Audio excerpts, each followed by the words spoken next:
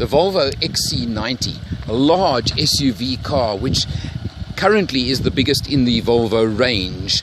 This is the T5 petrol version, which means it has a 4-cylinder turbo petrol engine putting out 187 kilowatts and 350 newton meters of torque. Of course, that's put down to the road through a 8-speed automatic gearbox. This is the R Design version. You'll see lots of extra features on the R Design. There's the body kit with extra sills. You've got your really large 20-inch wheels over here, and just generally a sportier look to it. You'll see also lots of extras on the interior of this car as well, being the R Design version. We come round to the boot area where you can see very large boot. It is a 7-seater.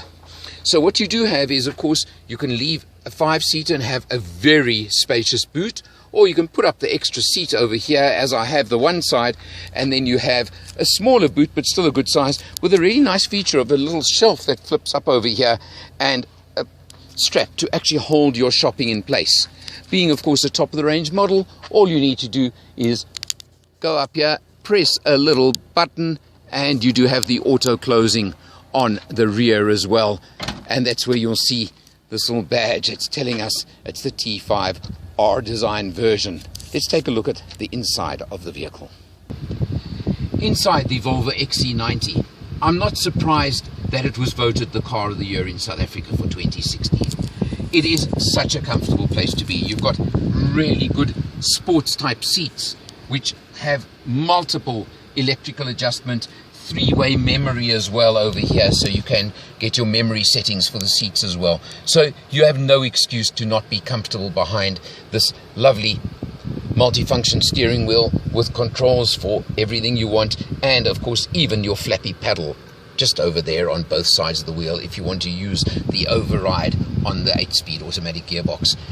The instrument panel itself is the screen type, so it actually changes as you change various functions. Has navigation in front of you in the center as well, so you have extra navigation besides on the infotainment screen in the center.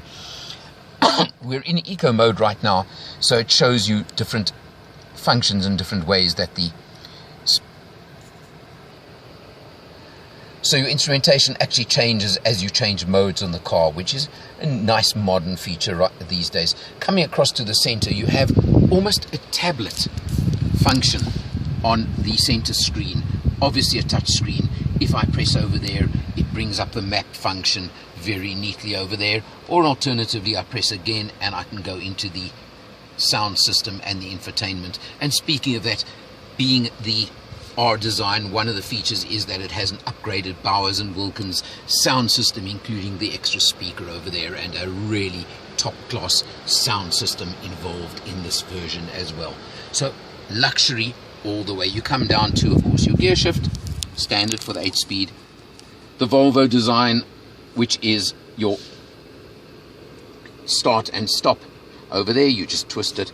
And over here, of course, is the selectable drive mode. What you do is you simply press on the button and you go up to the screen, and you'll see you can scroll between eco or efficient drive, comfort, off-road, which is essentially a low range, or dynamic for high performance.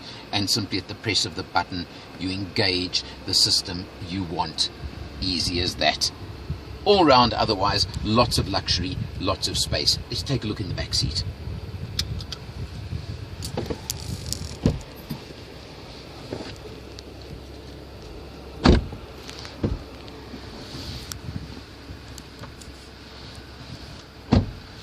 Coming into the back seat of the XC90, you know this is a large car, and there's lots of room, lots of space in this middle row. You can adjust the legroom to an extent in the middle row. I've got the far seat set further forward, so if you're using the rearmost 2 seats, you can adjust for a little bit of extra legroom for those 2 as well.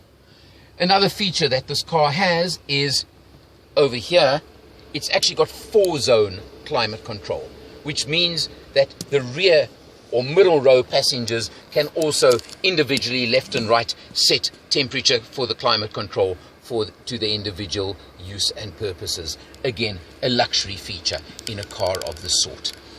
When I say a car of this sort, well, we are looking at 980,000 Rand with the R design package, which adds 54,000 Rand to the T5 model.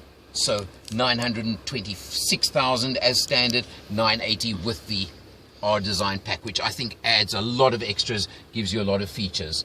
It's a vehicle, it's a large vehicle, it's a 7-seater family vehicle, and it does have off-road capability. It also has the safety and security of the all-wheel drive for normal on-road usage as well. So you have that security blanket if you want it.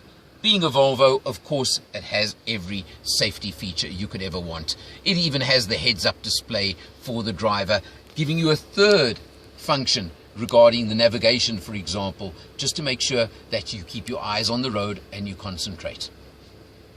Overall, yes, this is a market sector that does have opposition. There are numerous vehicles that come into it. You can look down a little bit on price at something like a Land Rover Discovery Sport. You can go up market to the BMW X5 and the Mercedes GLE. They are all similar and in similar ranges.